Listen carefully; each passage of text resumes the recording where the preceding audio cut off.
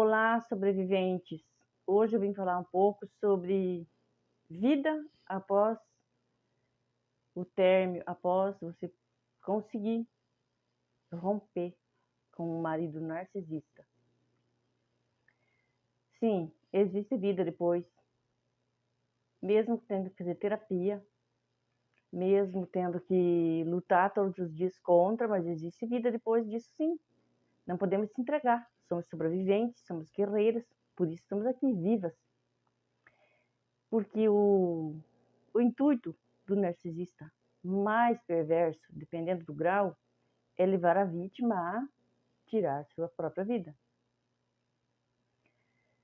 Eu não sei porque eles têm esse intuito, porque eles são do mal e a gente não, mas o intuito do narcisista do grau mais perverso é levar a vítima a fazer isso. Mas a gente é uma sobrevivente, somos sobreviventes, estamos aqui para contar a nossa história.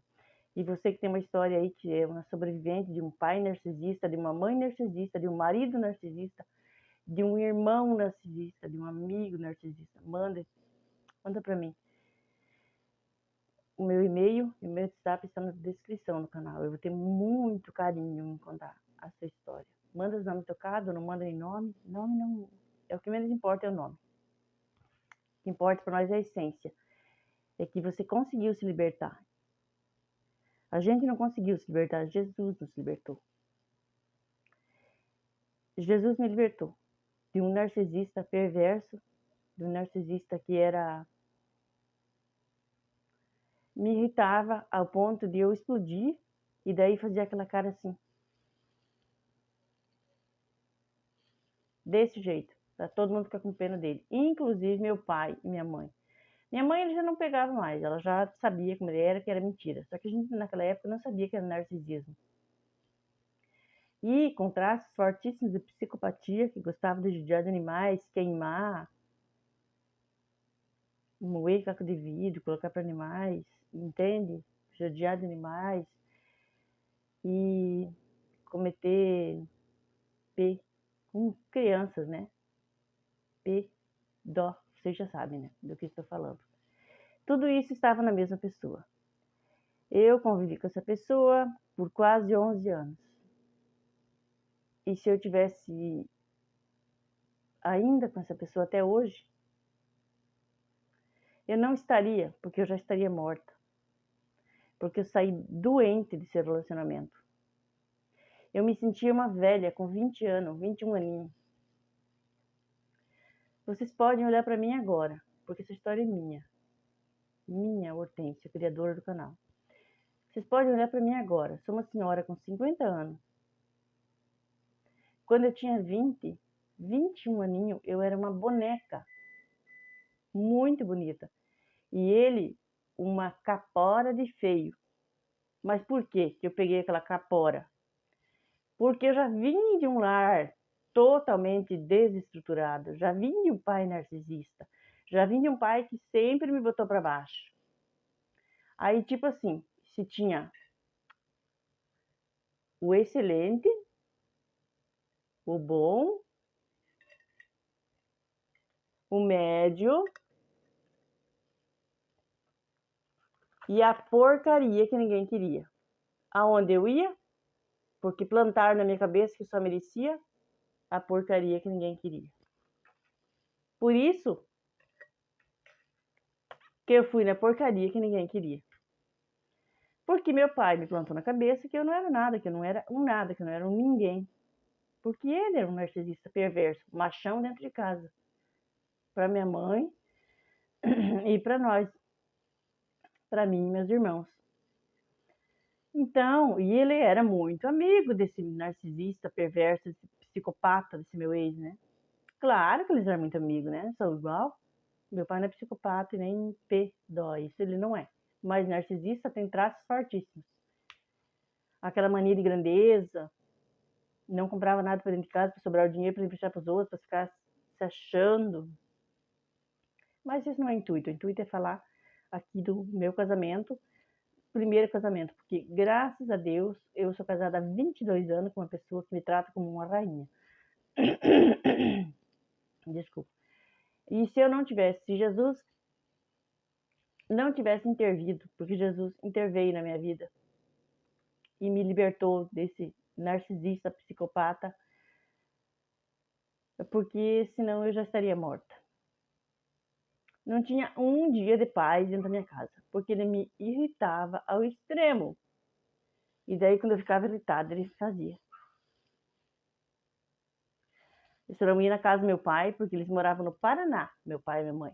Eu vim pra cá em 92. Em 93 eu tive minha filha. Eu só tenho uma filha. Com esse narcisista. Ainda bem que ela é uma bênção. Graças a Deus. Pra glória de Deus, ela é uma bênção. Não puxou nenhum traço dele. E meus pais, eles venderam o sítio porque era muito sofrido lá, porque por conta do meu pai, ele sabia administrar as coisas e quando vendia o milho, emprestava dinheiro para os outros, não fazia compra para dentro de casa. Então era muito sofrimento. A gente insistiu tanto, tanto, tanto, até que ele veio embora para cá. Mas queria voltar quando viu que chegando aqui ele não podia mais ser o machão, né? E daí eles moravam aqui. E daí esse meu ex, quando ele me irritava ao extremo, que eu não aguentava e xingava, daí ele fazia. Quando meu pai estava na minha casa, que era bem pertinho, primeiro eles moraram no fundo do meu terreno, depois foram morar em outra casa, morar em outra casa. E quando meu pai não estava na minha casa, ele ia lá, no meu pai, na casa do meu pai e da minha mãe. Você vê, compadre? Porque eu e ele crismamos a minha irmã. Hoje eu sou evangélica, naquela época eu era católica, então tem a crisma, né? Mas a metade da minha família é católica e a gente se respeita. Você vê, compadre? A mulher fez isso e isso e aquilo. Mas ele não contava o porquê que a mulher fez isso e aquilo. Ele não contava que ele tinha irritado ao extremo até a mulher se irritar e fazer isso e aquilo. O porquê ele não contava. Ele ia lá e contava a versão dele. Que nem, por exemplo, quando ele ficava dando em cima das minhas amigas. E dando em cima das meninas, filhas delas. Ele já corria e contava uma história totalmente diferente pro pai e pra minha mãe. Para quando eu ia se contar, não tinha mais validade nenhuma que eu contasse, porque ele já tinha contado e o pai já tinha acreditado nele. Por exemplo, nós estávamos um dia na casa de uma amiga minha, num churrasco, e ele começou a dar em cima dela, ela pegou e foi pro quarto. Não ficou mais na festa ali. Eu até estranhei, fui lá e chamei ela, ela disse, não, tô cansada de ficar aqui assistindo televisão. Não me contou, com medo que eu não ia acreditar nela. Claro que eu ia acreditar nela, mas ela com medo não me contou. Aí, quando eu tava com a cara cheia, porque era toda a vida bebendo, Fulene, não quero dizer o nome dela. Ela dizia o quê? Já meio alterada, porque sabia, né? Menina quer falar com você. Outro dia passava, Fulene. Ela, o quê? Menina quer falar com você. Mas era tudo frescura, pra ver se ela dava abertura pra ele cantar ela. E olha o que ele fez. Quando ela me contou, eu peguei ele, xinguei ele todinho e falei assim, eu vou contar pro pai e pra mãe. Mas eu também fui bobinha, né? Eu devia ter descido lá na casa do pai e da mãe, porque meu terreno é uma descida assim. Hoje eu não tenho mais mãe. Ela partiu faz 4 anos. Foi bem na minha frente, bem como eu pedi pra Deus. Ela tinha problema no coração, mas é uma história para um outro vídeo, não vai ficar muito longo. Eu devia ter descido lá no pai e na mãe e contado antes, né? Não, mas eu xinguei ele todinho e falei, vou contar pro pai e pra mãe. Sabe o que ele fez? Só escutou ali o que eu tava xingando ele, porque parece que nem ofendia. O narcisista, ele tem prazer em irritar a vítima. Só escutou o que eu tava falando, já saiu pra fora e desceu. Daí, você vê, compadre? A fulana disse, largue da Hortência, que sou eu, meu nome eu vou dar. Que eu largo do fulano e vamos fugir para Quedas do Iguaçu. Quedas do Iguaçu é uma cidadezinha no Paraná. Ai, por favor. Que ela ia querer uma capora daquela fez. Eu só quis porque eu só achava que eu só merecia aquilo. Senão nem eu tinha pegado. É por isso que esse casamento não durou. Eu não amava ele. Para vocês terem uma ideia, eu não estou inventando. Que um raio cai na minha cabeça e me parta agora, que eu estou mentindo o que eu vou dizer agora. Em 9 anos e meio, porque ao todo a relação foi quase 11. Mas até casar eu não fiz nada, né? Eu nunca tive vocês sabem o que, na intimidade. Nunca, nunca, nunca. Eu não sabia o que era. Minhas amigas falavam sobre isso, eu dizia, mas quando? Como? O quê? Eu ficava, uma porcaria na cama. E tá lá, morando sozinho, não tenho compaixão. Perdoar, perdoei, não tenho compaixão nenhuma. Não tô nem aí. Se vira, ele colheu o que ele tá colhendo o que ele plantou. E continua plantando semente errada. Já passou não sei quantos depois de mim, ninguém aguenta. Por que eu vim fazer esse vídeo? Para falar sobre ele? Não. Para falar sobre nós vencedoras.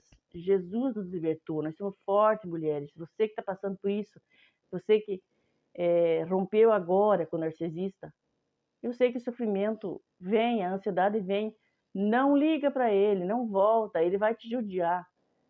Fica firme em Jesus, tenha fé, ora, lê a Bíblia. Você vai se libertar. O primeiro passo você já deu, que foi romper. Agora bloqueie tudo. Contato zero é a melhor coisa que você faz. Se você está sofrendo, está ansiosa e o teu ex era violento, o teu casamento era abusivo, mesmo que ele não fosse violento fisicamente, mas se ele abusava do teu psicológico, não volte. Surras grandes, agressões, violências físicas, elas não começam com uma surra bem grande, elas começam com um empurrão, um tapa. Então, no primeiro tapa, não queira mais. Vai te bater, vai continuar te batendo. Ele não vai parar, eles não vão mudar. Esse narcisista, ele não me batia, mas ele acabou com o meu psicológico. Eu faço tratamento hoje. E depressão, ansiedade e toque religioso. O toque religioso tem um vídeo aí no canal. O primeiro vídeo do canal. Se você pensa que você blasfemou contra o Espírito Santo, procure o primeiro vídeo do canal, fala sobre isso. Se você pensa que você blasfemou, que você pecou, que você vai para o inferno, calma, não vai. Se você está preocupada, já é um sinal de que você não blasfemou. E se você tá agora no relacionamento narcisista, peça força a Jesus, peça a confirmação de Deus se é para você se separar ou não. Porque às vezes tem propósito de Deus, às vezes aquela alma você ganha por você. Mas ore, jejue, peça a confirmação de Deus. No meu caso, eu me separei sem a confirmação, porque naquela época eu só conhecia Deus e ouvi falar. Mas eu creio que foi Jesus. Eu creio não, tenho certeza que foi Jesus que me libertou. Eu já estaria morta. Porque era muita. Minha cabeça parecia que... Ai, misericórdia, não tinha um dia que eu tinha paz na minha vida. Não tinha um dia que eu tinha paz na minha vida. Esse é um pouquinho do meu relato. Tem muito mais, mas todo dia eu conto. Outro dia eu faço um vídeo só sobre toque, outro só sobre a depressão, como é conviver com o toque, conviver com a depressão, conviver com a ansiedade, o cansaço físico, o esgotamento total do corpo e ainda ter que trabalhar fora, porque meu marido é uma benção, me trata muito bem, estou 22 anos com ele, mas eu preciso ajudar ele. A gente não é rico, eu preciso trabalhar, tá bom? E você que tem uma história parecida, você que tem uma mãe, um pai narcisista, um casamento abusivo, manda a tua história. Eu vou ter muito carinho, muito respeito e muito amor por você, mulher. E homem também, porque existem mulheres abusivas, narcisistas, terríveis, psicopatas. Manda suas histórias. Eu vou ter carinho em contato no canal. Tá bom? Um beijo no coração de todos e até o próximo vídeo.